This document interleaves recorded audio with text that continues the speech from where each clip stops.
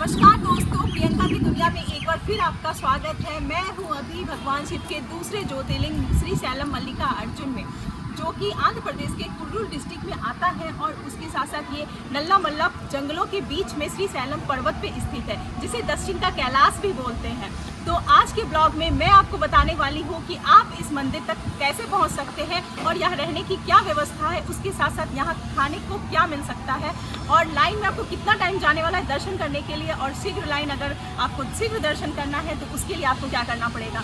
तो बने रहिएगा मेरे इस वीडियो के साथ अंत तक, ताकि मैं आपको सारी इन्फॉर्मेशन दे सकूं। तो चलते हैं, इस ब्लॉग को यहीं से शुरू करते हैं। और इस सफ़र की शुरुआत मैंने की थी मुंबई से, तो मुंबई से मैंने मल्लिकार्जुन तक का सफ़र कैसे तय किया। तो शुरू करते हैं ब्लॉग। हर हर महादेव।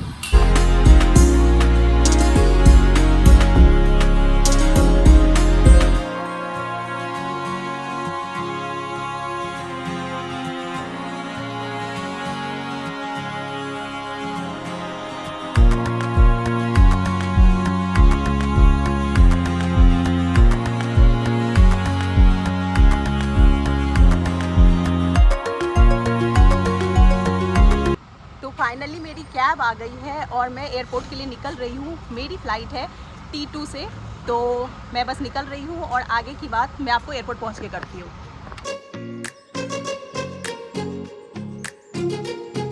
मेरे घर से जो मुझे जाने में समय लगने वाला है वो है 40 मिनट्स।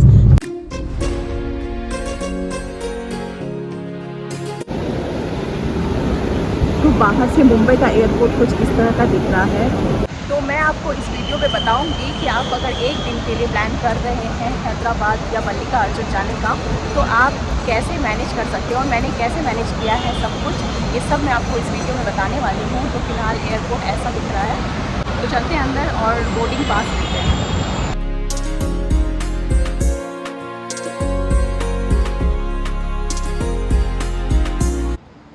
तो अब मैं जा रही हूँ बोर्डिंग करने के लिए और बोर्डिंग टाइम ऑलमोस्ट होने ही वाला है।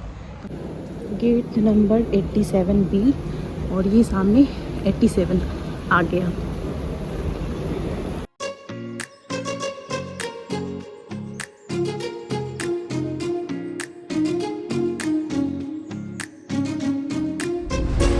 तो दोस्तों, मैं पहुंच चुकी हूँ अभी हैदराबाद। मुंबई से हैदराबाद तक का सफ़र मैंने तय किया विस्तारा से, और उसके बाद हैदराबाद में मेरा हुआ है शानदार welcome. Thanks to Abhishek and Roshni, जिसने मेरा सारा अरेंजमेंट किया है हैदराबाद में।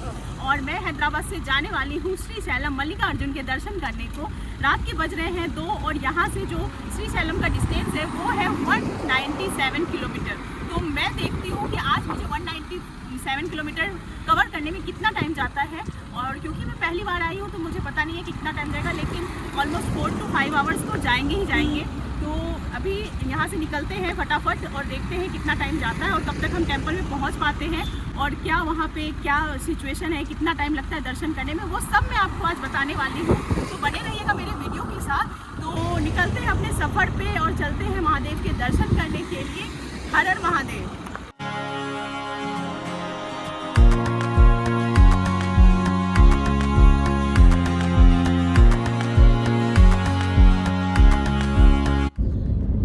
फॉरेस्ट चेक पोस्ट, और यहाँ से सुबह 6 बजे से पहले एंट्री नहीं होती है।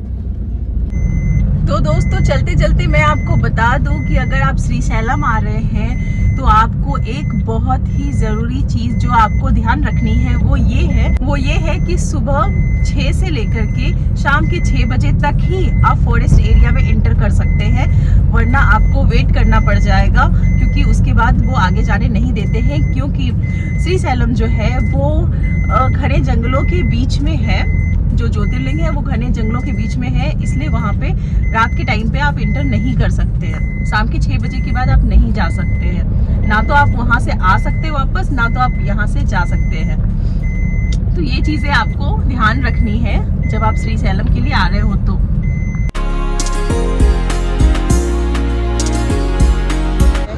तो मैं आपको बता देती हूँ कि अगर आप श्री शैलम आ रहे हैं तो यहाँ आने के लिए आपका सबसे नियरेस्ट रेलवे स्टेशन होगा मरकापुर, लेकिन बहुत सी ट्रेनें वहाँ स्टॉपेज नहीं होने की वजह से आपको आना पड़ेगा हैदराबाद, और हैदराबाद से आप या तो यहाँ की स्टेट गवर्नमेंट की बसेस ले सकते हैं या फिर आप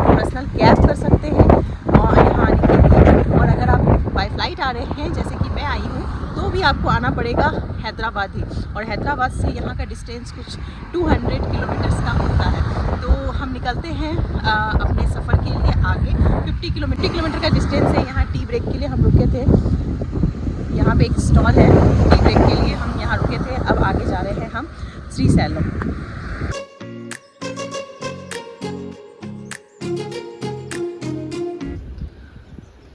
तो दोस्तों ये है श्रीशैलम डैम, और ये कृष्णा नदी पे बना हुआ ये डैम है। इसे श्रीशैलम डैम भी बोलते हैं। और यहाँ से जो टेम्पल का डिस्टेंस है वो है 20 किलोमीटर्स का। और ये अब देख रहे हो फिलहाल डैम का पानी थोड़ा सूखा हुआ है, शायद ज़्यादा गर्मी की वजह से। तो अब यहाँ से हम आगे की तरफ निकलेंगे श्रीशैलम। तो दोस्तों चलते चलते मैं आपको बता देती हूँ मल्लिकार्जुन ज्योतिर्लिंग की हिस्ट्री। तो मल्लिकार्जुन की हिस्ट्री कुछ इस तरह से है कि भगवान शिव ने निर्णय लिया था कि दोनों बेटों में से पहले शादी किसकी होगी। तो उन्होंने ऐसा बोला अपने बेटे गणेश और कार्तिकेय को कि जो पृथ्वी की चक्कर काट के पहले यहाँ पहुँच जाएगा तो उसका विवाह पहले किया जाएगा। तो कार्तिकेय जी की सवारी मोर थी, वो बहुत खुश थे कि मैं तो पहले ही आने वाला हूँ। और गणेश जी की जो सवारी थी वो थी चूहा यानी कि मूषक, तो उनको टाइम लगने वाला है, ऐसा कार्तिकेय जी सोच रहे थे। लेकिन जब कार्तिकेय जी पृथ्वी का चक्कर काटने निकल गए तो गणेश जी थे बहुत चतुर। उन्होंने ऐसा सोचा कि माता पिता जो है मेरे वो तो पूरा ब्रह्मांड है, वो पृथ्वी है, तो क्यों ना मैं उसी का चक्कर काट करके आ जाऊं। तो भगवान जो गणपति जी थे उन्होंने भगवान शिव और पार्वती अपने माता पिता के ही 2 चक्कर लगा लिए। और इस वजह से गणपति जी की जो है भगवान गणेश की जो है शादी पहले हुई। और जब वापस कार्तिकेय जी आए तो वो ये चीज देख करके बहुत नाराज हो गए थे, और तब जाके वो गुस्सा होकर के श्रीशैलम पर्वत पे आकर के बैठ गए थे। और उनको मनाने के लिए भगवान शिव और पार्वती दोनों आए थे यहीं श्रीशैलम की पहाड़ियों पर। और तब कार्तिकेय जी ने उनसे बोला कि भगवान शिव से बोला कि आप यहीं पर विराजमान हो जाइए लिंग के रूप में। तब भगवान शिव यहाँ लिंग के रूप में विराजमान हो गए और ये 12 ज्योतिर्लिंगों में से एक ज्योतिर्लिंग कहलाया। हैदराबाद से श्रीशैलम आने में फॉरेस्ट डिपार्टमेंट के 2 टोल्स लगते हैं, एक तेलंगाना गवर्नमेंट का और एक है आंध्र प्रदेश गवर्नमेंट का। दोनों के चार्जेस 50 रुपीज़ हैं। मल्लिकार्जुन टेम्पल से 2 किलोमीटर पहले आता है साक्षी गणपति, और यहाँ आपको दर्शन करके ही आगे मंदिर के लिए जाना है। तो दोस्तों फाइनली मैं श्रीशैलम पहुंचने वाली हूँ। बस अब यहाँ से सिर्फ 2 किलोमीटर का डिस्टेंस रह गया है श्रीशैलम में। और यह कि इस सफ़र में मेरे साथी अनिल है और इनके साथ ही मैंने ये सफ़र तय किया है। इन्होंने काफ़ी हेल्प किया। अब हम श्रीशैलम पहुंचेंगे और पहले से मैंने कोई बुकिंग नहीं की है यहाँ पे होटल्स की, जो भी है होटल्स धर्मशाले जो भी है यहाँ पर उनकी कोई भी बुकिंग नहीं की है। तो चलते हैं और देखते हैं कि कुछ यहाँ फ्रेश अप के लिए हमें मिलता है या नहीं मिलता, और उसके बाद जाएंगे मंदिर दर्शन करने के लिए। तो चलिए फिर मेरे साथ और कीजिए मल्लिकार्जुन के दर्शन और बने रहिएगा इस वीडियो के साथ।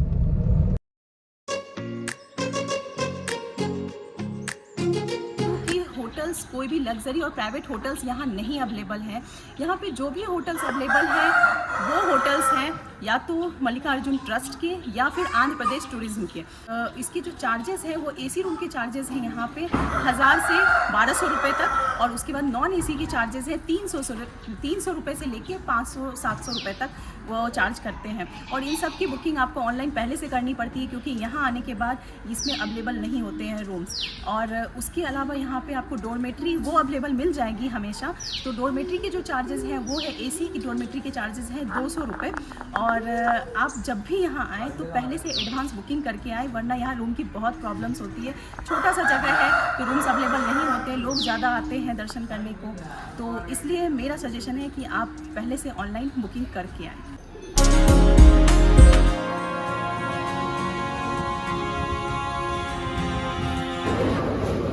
तो दोस्तों जब यहाँ पे भीड़ ज़्यादा होती है तो यहाँ पे 3 टाइप के टिकट्स भी अवेलेबल होते हैं, जिसमें है शीघ्र दर्शन टिकट जो कि 150 है, 300 रुपये में अति शीघ्र दर्शन टिकट होते हैं, और एक जो है अति शीघ्र दर्शन टिकट जो कि 500 रुपये का है।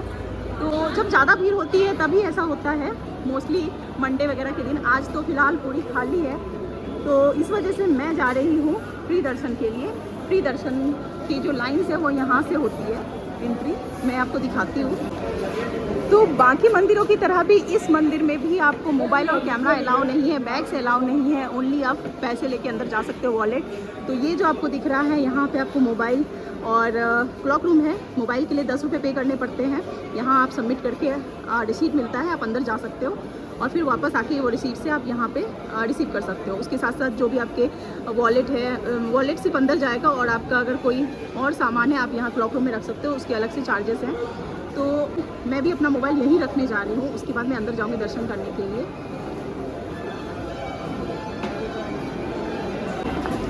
और दोस्तों ये जो आप देख रहे हो यहाँ फ्री शूज़ कीपिंग रूम है। आप अपने जूते चप्पल यहीं उतार करके अंदर दर्शन को जा सकते हैं। इसके लिए कोई चार्जेस पे नहीं करना है आपको।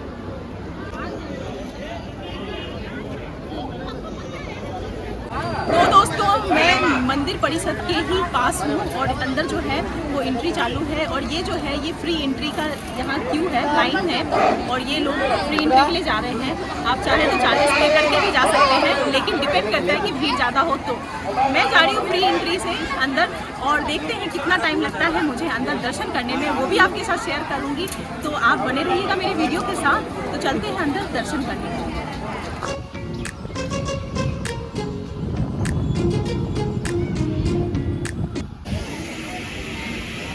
ये है मंदिर का एग्जिट, यहाँ से लोग दर्शन करके बाहर आ रहे हैं।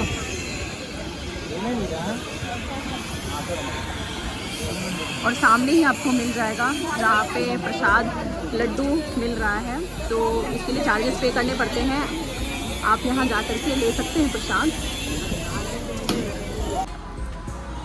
तो दोस्तों दर्शन अच्छे हो गए। मुझे दर्शन करने में बस मात्र 10 से 15 मिनट लगे, लेकिन अगर आप आते हैं अमावस्या के दिन, संडे के दिन और मंडे के दिन, शिवरात्रि के दिन या फिर कार्तिक महीने में, तो आपको दर्शन में 2-4 घंटे लग जाते हैं। लेकिन आज मेरी किस्मत बड़ी अच्छी थी, मुझे 10 से 15 मिनट में ही बहुत अच्छे दर्शन हो गए और मैं आई थी बिल्कुल फ्री लाइन में दर्शन करने को। मैंने कोई VIP पास नहीं लिया था। तो अगर आप भी ऐसे ऑफ डे में आएंगे तो आपको अच्छे से दर्शन हो जाएंगे, आपको कोई VIP दर्शन की ज़रूरत नहीं पड़ेगी। अंदर मोबाइल और कैमरा अलाउड नहीं था, इसलिए मैं अंदर का कुछ भी शूट नहीं कर सकती थी। लेकिन आपको मैं उसके मंदिर के अंदर का जो दृश्य है वो मैं आपके साथ शेयर करना चाहती हूँ। मंदिर परिषद में 2 मेन मंदिर हैं। एक जो है वो भगवान शिव को समर्पित है, जो कि ज्योतिर्लिंग है भगवान शिव का, जो कि 12 ज्योतिर्लिंगों में एक ज्योतिर्लिंग आता है। और दूसरा जो मंदिर है वो है ब्रह्मरंभा मंदिर, जो कि 51 शक्तिपीठों में आता है और जो माँ पार्वती को समर्पित है, उनको यहाँ पे ब्रह्मरंभा नाम से जाना जाता है।